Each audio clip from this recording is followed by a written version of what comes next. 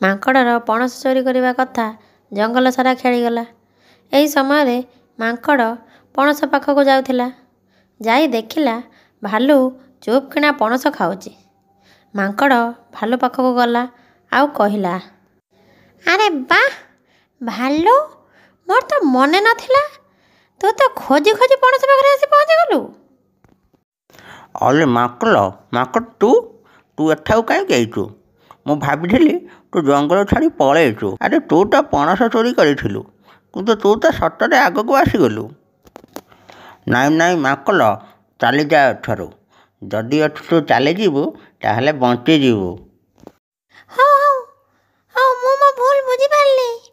ମୁଁ ମୋ ଭୁଲ ପାଇଁ ଅନୁତପ୍ତ। ମାଙ୍କଡ଼ କିଛି ଚିନ୍ତା କଲା। ମାଙ୍କଡ଼ ତା ଶୈତାନୀ ବୁଦ୍ଧିରେ ସେ ପଣସକୁ ତା ପିଠିରେ ବୋହି କରି ନେଲା। ମାଙ୍କଡ଼କୁ ଦେଖି ସିଂହ ରାଗିଯାଇ ଭୋକରେ ଗର୍ଜନ କଲା। ମୋତେ କ୍ଷମା କରିଦିଅ ମହାରାଜ, ମୋର ଭୁଲ ହେଇଛି। ମୁଁ ସେଥିପାଇଁ ପଣସ ନେଇ ଆସିଛି। ତୁମେ ପଣସ ନିଅ ଆଉ ଖାଅ। ମହାରାଜ, ଭାଲୁ ମୋତେ କହିଲା ଏ ପଣସ ନେଇ ମହାରାଜ ପାଖକୁ ଯାଅ। ଶେଷରେ ସେ ମୋ ଆଗରେ ଭିକ ମାଗିଲା। ତୁମ ଦୁହିଁଙ୍କର ଭଲ ପାଇବା ଦେଖି ମୋ ମନ ତରଳିଗଲା, ଆଉ ମୁଁ ଏ ପଣସ ନେଇ ଆସିଛି। କ'ଣ କହିଲ ମାଙ୍କଡ଼? ଭାଲୁ ମୋ ପାଇଁ ତୁମ ଆଗରେ ଭିକ ମାଗିଲା? ମାଙ୍କଡ଼, ମୁଁ ତୁମର କିଛି କରିବିନି। ବାସ୍ ମୋ ପଣସ ମିଳିଗଲା, ମୋର କିଛି ଦରକାର ନାହିଁ।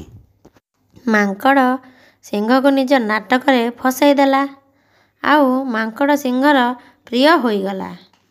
ମାଙ୍କଡ଼ ମଜାଳିଆ କଥା କହୁଥାଏ।